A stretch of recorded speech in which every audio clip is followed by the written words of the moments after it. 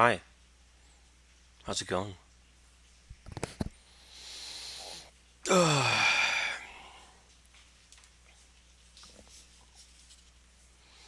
This is not a torture device, and this is not for sticking in your ass. This is called the elephant ear washer. There's something called a Q-tip, which I'm sure many of you are familiar with. People think Q-tips are for cleaning your ears. They are not. It's actually dangerous sticking Q-tips in your ears and very inefficient. Now, occasionally you might have hearing issues, some earwax blockage.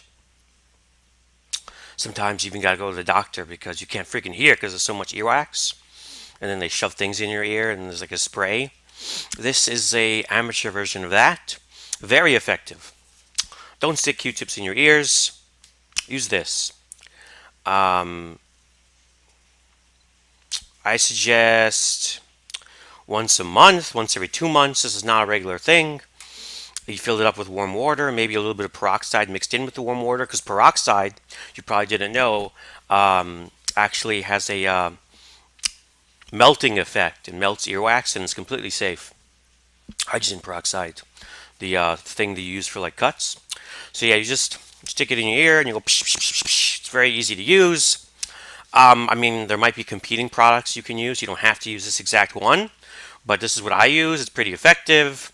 I got it on Amazon. You could buy it anywhere. I'm not affiliated with anyone as always. So it's called the Elephant Ear Washer, and I have had great success with it. Um, it's not a common issue, but it does happen, and when it occurs, it's really annoying and really hard to deal with. I find that like once every 6 months, maybe, um, you might get like an actual earwax blockage to the point where it's impacting your hearing, and you use this. It's not painful. It's not really. I know it looks kind of scary. This is just so it can go in the ear canal, and then it just sprays water. But it's really effective for clearing up ear blockages, and I would recommend it. And also, do not stick Q-tips in your ears. You can damage your eardrums, and you're just pushing the earwax deeper. For just regular ear maintenance, just in the shower, just like rub some water there. And if you have a real problem with your ear canals, that's what this is for. The elephant. Q-tips bad. Elephant good. Okay. And that was today's life pro tip. Um, I had a, I did, I should say, a accidental experiment, and I'm not talking about sexual experiments because unfortunately I'm no longer in college. I I returned a game on Steam that I had actually returned previously. So we did a little experiment. Can you return the same game on Steam twice? Or will Steam say, hey, you had this game before and you returned it. You can't keep returning the same freaking game and deny me, which is possible. So I was a little scared, and I could confirm now that you can return the same game. They gave me my refund. The same game that I returned previously, I refunded it again. I feel kind of bad though. I do. I don't take refunds for granted. It's not something you do for fun. Like abortions, which are something you do when you have to. Uh, but obviously you don't do it lightheartedly. It's a serious thing. Like people are like, oh, if the abortion's illegal, so you just get an abortion every month or something, or intentionally don't use protection, so because you can get an abortion, or you get an abortion because it won't fit in your vacation, which is one of those straw man arguments, which are ridiculous. But just because something is something you can do doesn't mean you do it lightheartedly. And I'm not comparing Steam refunds to abortions. I'm just it's the general idea of being able to do something doesn't mean you should do it whenever. And it just popped into my head. So I probably, offended some people there. Uh, but hey, this ain't scripted. What can I tell you? Abortion, abortion, abortion. Okay, great. Okay, moving on. Um, so yeah, so I got a double refund. So it's good to know you can actually do that. Um, and people like I realized I did take the idea of refunds for granted, in that I bought a game on GOG because it was on sale, and then I changed my mind. Like an hour later, I'm like, wait a second, this is not how I want to. Like this is before I decided how I'm gonna reintegrate GOG into my gaming collection. So I wanted to refund it. I'm like, wait a second, where's the refund button? So I'm looking around, and apparently in GOG they don't let you refund unless there's a technical problem, and you have to let them like try to fix it for you first, and you're not allowed to refund a game. I mean, you could try and fake it, but you're not supposed to refund a game unless it doesn't work. And I'm like, what the fuck? And I was shocked because I just took it for granted, the idea of returning a game, and I thought like GOG was like perfect, and they beat Steam in every possible way. And I realized that GOG's refunds actually kind of suck. I mean, yeah, the GOG is DRM free, so that they have to be more careful. I understand, but they can easily, for example, see that a product's never been downloaded, and if you've never downloaded a game, then then that means that you're not taking advantage of it. So that they should let you refund a game you've never downloaded. So that means that you've never even touched it, so the DRM thing doesn't come into play. But no, it's just you can't refund it. So yeah, Steam. I mean, Steam only got the refund thing because the EU forced them. Praise EU. Uh, where would we be without EU and like Australia advocating for consumer rights? Because we sure as shit know that America doesn't care anymore about anything except for corporations. So they did kind of do it preemptively because EU was moving against their no refund policy. But they did a really good job with the refunds, maybe better than they had to, and they have continued to do so ever since then. So, regardless of the reason, I have to say that Steam refunds are legit and good for Steam. I was thinking what would be cool is because like the 2 weeks and 2 hours thing. The 2 hours thing I'm okay with because I know some games you could like beat super fast, and then you refund it and you're like, haha, I got it for free, free entertainment, haha, Twitch XD. But the 2 weeks thing, it's like if you've never played the game, the 2 weeks is kind of harsh. But at the same time, I understand. So I was thinking, what if there's another tier of refunds? Because the act of refunding, while it's all digital, um, there is some behind the scenes elements that require some work. I imagine that when you refund a game, Steam either like takes the money from the developer pool, or like Steam, or like the developer gives the money back to Steam, and maybe there's a split. Like there is some behind the scenes stuff. That even though it's automated, there's some programs, there's some resources devoted to moving things around when you refund something. So I was thinking, if you want to refund something, maybe like if it's more than 2 weeks but less than 2 months, and you've never played it or played it for less than 2 hours, then you could refund it. But there's a 10% kind of restocking fee. Well, not restocking because people would go like crazy because you're not actually restocking. But the idea is that you're taking money from someone that's already gotten paid, so it's kind of like an eBay refund situation. So like some kind of penalty for refunding late. But you at least you have the option of doing a late refund. I think that would be cool. But in general, the Steam refund is fine. It's kind of silly how one day, over the 2 weeks, and then they just refuse you. Like I don't even know why you can request a refund for longer than 2 weeks because they always say no. Like it's just so you feel better about yourself, I guess. But It is a good system. And is it open to abuse? I mean, that's the way the world works. The more accommodating that you are, the more ripe for abuse something can be.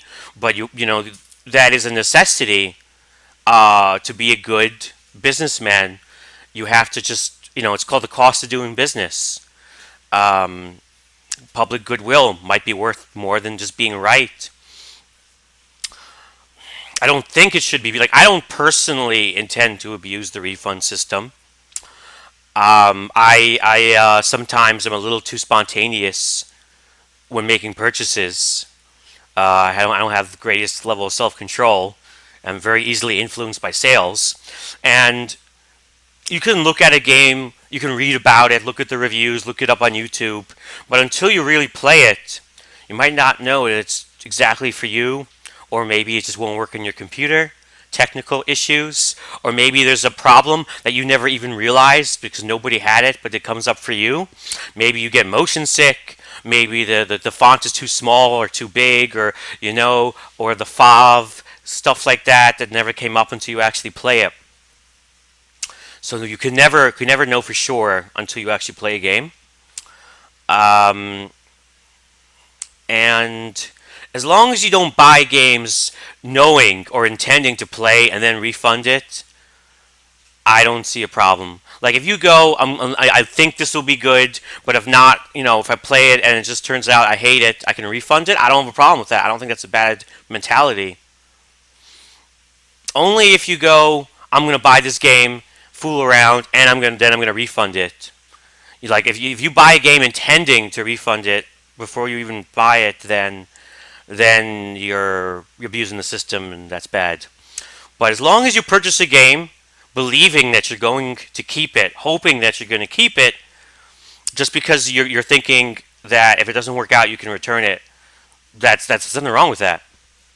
And while I have refunded or returned probably a considerable amount of games, I've also purchased a lot of games on Steam, more than I've returned for sure. And I've been a good, upstanding member of Steam for many, many years, and I haven't done any scammerinos. So I think I'm a good customer, and I don't think I've ever really abused anything or done anything wrong. Um, and I don't know. I think as long as you put more money into Steam than you take back with refunds, that you're okay. If that's like a way to look at it.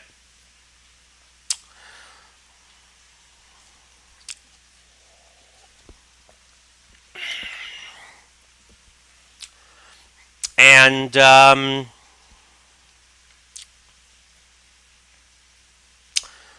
don't know. I do feel guilty about returning the same game twice, though. Wasn't intentional, but just like I wonder, like, does developers hate you returning the same game twice? I don't know.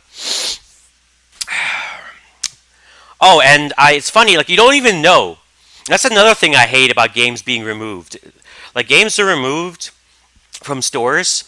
This is a follow up to what I talked about previously. Almost like in secret, so you don't know they're gone until they're gone.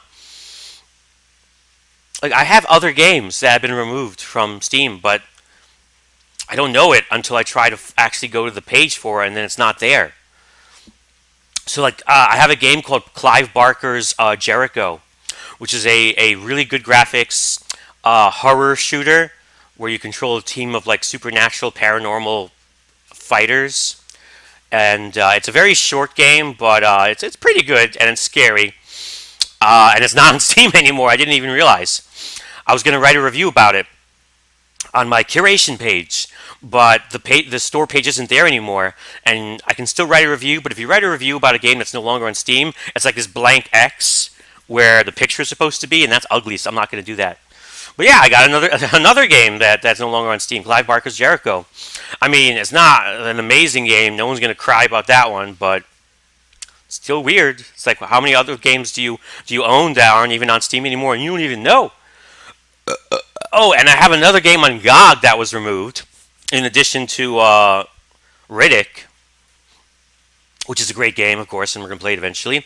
I have a first-person comic, cel-shaded, story-oriented shooter, And this is actually the first game I ever streamed on Twitch. Back before I had a capture card, I knew what I was doing, so like there were black bars everywhere. It's called XXIII. It was based on a comic book. It was a TV show with like Kiefer Sutherland, and it was like a made-for-TV movie. So when they made the shooter, it didn't sell that well, even though it was quite good. And the contract they made it was an IP. They rented the property of the comic. It expired, so the game's gone. You can't buy it anywhere. So it's another game that I own that you can't get anywhere. And I might actually replay that someday too, because since it's the first game I ever played on Twitch, it'd be a cool little like nostalgia thing to play through it properly. But yeah, another game I own that's gone. Madness. Oh, someone in my YouTube comments mentioned Vanguard as a MMO, as a game lost to time, but Vanguard was an MMO, and it's not quite what I'm talking about. MMOs get shut down, and since it's an online game, you can no longer play it, which is sad. But I'm not talking about that, because obviously a company's not making profit anymore. They shut down the server. That's for an online title. When I was talking about games being disappeared, I meant single player games you could play on your own, that disappear not because they don't want to support it anymore, but because they have to. And even though it costs them nothing to sell it, they're just not allowed. And they're disappeared like they never existed. So I wouldn't really consider an MMO in that category. MMOs being shut down because of server costs, and then you can't play it anymore because they're online only. It's a little different. And there's like so many MMOs that were shut down, and it's just the way things are with online games as a service. Though it's very sad, and you could do a whole another thing about MMOs that were shut down, and many people have done retrospectives. But no, I'm talking about games that were disappeared because licenses were expired, and even if they were selling well, they didn't want to or whatever. They had to remove them or face lawsuits.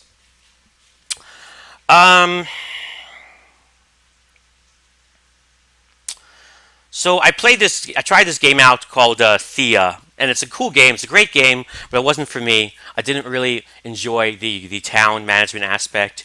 And I talked about this on stream. The question of like, can I enjoy a strategy game? Is there a strategy game I can enjoy? I don't really like games with resource management. Not necessarily resource management, but I hate games where you got to assign peasants to gathering resources. I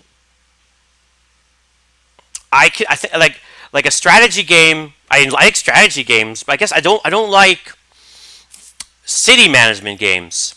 Or I like city management. I don't even know what is the expression. Like what because that also could be misconstrued. It's very complicated. Like trying like that's the one kind of game that I'm still trying to figure out if I like or not, and what part of it I like is when it comes to like somewhere in the strategy genre. I don't like RTSs, and I don't like 4X games, but I sort of, kind of enjoy like Spellforce or like King's Bounty kind of game, something like an RPG crossed with a strategy game. I think there's potential there, but I still haven't found one that quite like Battle Brothers. I just got Battle Brothers recently. I really like Battle Brothers, but Battle Brothers, there's no city management. It's similar to King's Bounty in that there's an overworld map and you wander around and it's tactical, but there's the whole city management, city upgrades, the research.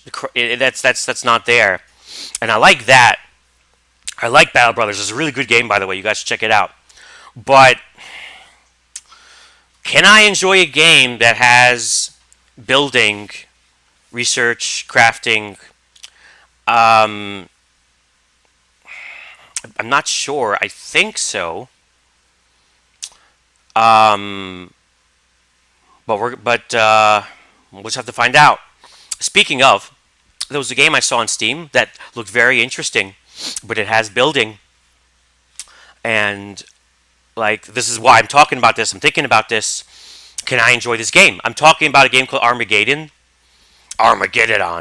where it takes it's like supposed to be like the current world and demonic apocalypse, and there are demons invading, and you and some friends like hide in a valley, and you start like building a little base to survive and try to fight off the demons, and you can like do occult research and do like satanic rituals to like use the demon power against them, which I love that idea. And on one hand, I like the way it looks. I love demons. Hail Satan. Um, and it's also it's not like SimCity. It's only a couple of like it's very focused. It's only a couple of people that you manage, so it's not really a city management concept. But you're still building. There's still crafting, resource gathering. So can I enjoy that? Like, is it? I might do. Do I just not like that kind of game at all, or do I need to find the right one? The right one for my heart. I don't know. So, and I don't want to buy it just to try it and then refund. But it's important to understand yourself. To know thyself is to love thyself, and I need to know if it's possible for me to enjoy this kind of game. Or should I just not? Should I just not touch? Should I say, oh, this isn't for me? Like I remember years ago, I played Disciples 2, and I did enjoy that game a lot. That was a great game. So I'm gonna buy Armageddon, and it is on sale, a tiny sale, but it's sale. And I think I'm gonna try it out on stream and see if I can enjoy it. And if I don't enjoy it, then I'm probably just gonna just swear off any sort of like base build, not base building, because I love the base building in XCOM. So I don't even know what it's called. It's not strategy. Like what is the word when you for that kind of game? I don't know. 4X? Is this 4X? So we're gonna try it, and I'm gonna see if I like it. And if I like it, then it means that I'm just very specific about that kind of game for ones that I like. If I don't like it, then I'm not going to keep trying, because it's not fair for anybody. Just to acknowledge that this type of game isn't for me. But I want to enjoy, especially this game, because demons. So we're going to try it out, and we're going to see once and for all. One more try if I can enjoy the potential for this kind of game, because like the going from Battle Brothers to a game that there's some building. It's just such a small step. Why can't I love it? I want to love you. I want to love it. So we'll see. We'll see. I want to talk about anything else.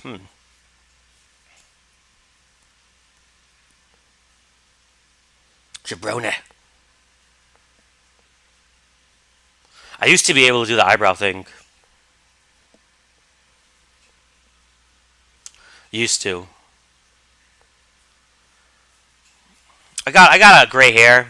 I got like 2 gray hairs. Um, I was thinking about whether or not I should dye my hair, and I'm not going to dye my hair. I'm not vain. It's stupid. I want to make a point. Let my hair go gray, silver, whatever. Some people go get gray hair when they're like in high school. It's genetic and kind of random. Everyone's hair goes gray eventually, but you could be 15, you could be 40, and yeah, there's that also. It's a dual sexist thing where women gray hair, it's like woo no, but men with gray hair, it's like ooh silver fox. Though you gotta be like fit, you can't be a silver fox when you're a doughboy. But I'm not gonna dye my hair. Fuck that. I'm gonna accept the old and the baldness, but I want to get a cane. Like I think canes are cool. I want to get a really cool looking cane that I can also use as a weapon to beat people to death if they attack me.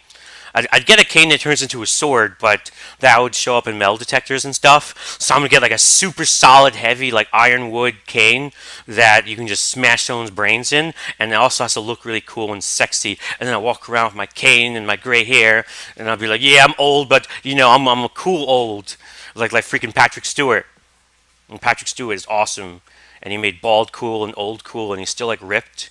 I'm not gonna be ripped, but Um,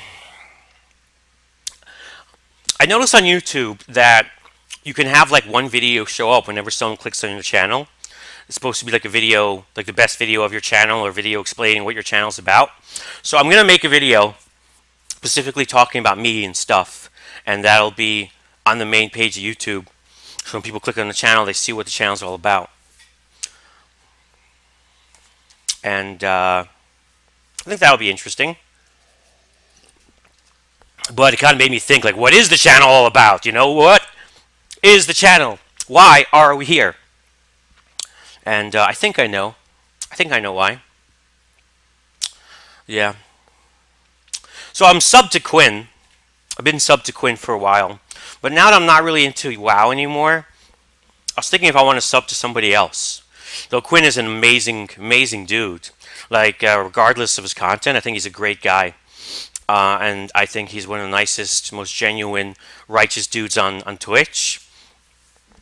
But I don't know. I feel like I also want to sub to someone that whose content kind of represents my interests as well. So I was thinking if I should sub to a different channel, but who is worthy of my sub? I actually like Kilgore. The old dude that I host frequently. I really like him because he streams games so old and raggedy looking. I wouldn't even dare play them because I find those games boring. Like they're that old, and I don't think anyone would want to watch me play those. But he does them and he makes them fun. And like he plays the games I can only dream about streaming. The oldest. I love old games. And he's a nice guy, and also he's really old, and he's what I hope I could be. Like I hope that someday I'll be that old and still be able to play games, healthy enough, mentally stable enough, and I want to play games. Like he's the old person you hope you can become, and also I don't know. It's just nice seeing an old person that isn't an asshole and someone that can not only respect gaming but actually like games. And I kind of wish that he was my uncle or my dad or something, because I've never met an older person in real life who respected games. Um, so like he's kind of the person I want to be, and also he's the person I wish that I could be related to. Um, which by me sounds kind of creepy. But I don't, and he just plays games that I love to watch that nobody else plays. But he doesn't have a sub button, because it's really hard to get viewers again watching those games. I mean, he gets like 100 viewers, which is really fantastic. Playing like those games that he plays to get 100 people, like that's amazing. But you need Twitch is much more amicable these days about sub buttons, but you need at least like 200 average. So he doesn't have a sub button now. If he gets one eventually, I'll sub to him, but he doesn't have one now. And aside from him, I don't really know like anyone I'd want to sub to. Ko is actually he's a nice guy. I mean, I always rag on Ko for being fake, and he is fake, but at least he's fake. In like Mr. Rogers' way. And Mr. Rogers was not fake, but I mean he fakes trying to be like Mr. Rogers. But is that so terrible? Mr. Rogers was amazing, and there's so much scum on Twitch that even if he's just doing it to keep sponsors happy, it's still good. And he's an all right guy. He's not a bad guy, and he takes care of animals, and he that's cool. And he just had a kid, and he's like a hippie living in the middle of nowhere, and he probably smokes lots of weed. So he's an okay dude, but um, he also spends way too much time thanking people constantly. and not enough time playing. And I don't know. He's alright. He's alright, but not quite sub material for me because I'm stupidly picky when it comes to my sub because I'm insane. And yeah, for me, subbing to someone is like knighting them, like I'm the Queen of England. Elohim's a nice guy, but he doesn't really play the games I like to watch. I don't know. And Dan, there was a time I was sub to Dan, but as you know, that time is long gone. I'm happy that he recently banned emotes, and I mean that was the laziest way to deal with all the racists, but at least he did it. But I'm very sure that's only because certain people whispered in his ear, not because he wanted to.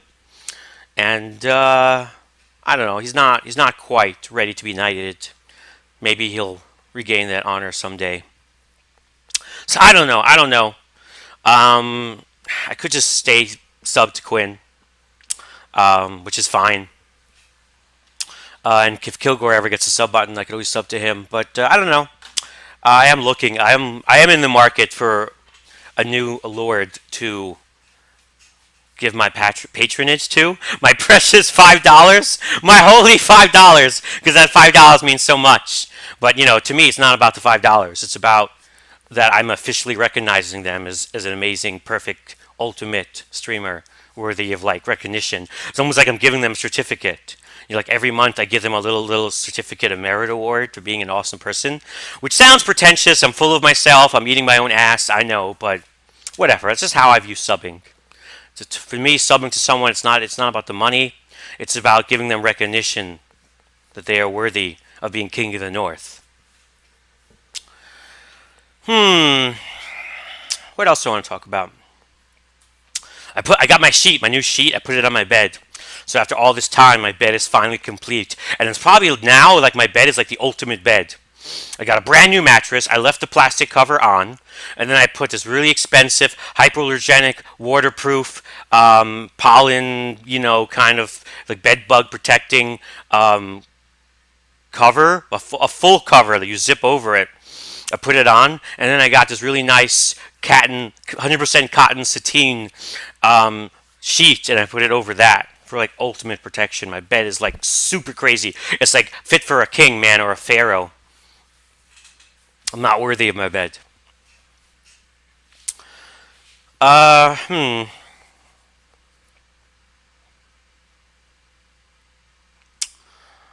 think that's it. I think we're good. Whenever nothing pops into my head, that's how I know when to end the video. I'm not going down a list of notes. I have no idea what I'm going to talk about next. That's my secret. That's my secret. I'm always angry. I just keep talking until there's nothing in my head anymore. It's like the desert and the wind's whistling like freaking Homer Simpson. Then I'm like, okay, I guess I'm done now because there's nothing left. And you don't want to force it. Never force it. That's what she said. Because I'm not struggling. I'm not trying to hit a content mark or whatever. And there's always next video. So okay, I think we're done. As always, thank you guys for being part of the friendliest tiny Twitch community. No, the friendliest tiniest. Well, no, we're not the tiniest. The friendliest tiny Twitch community.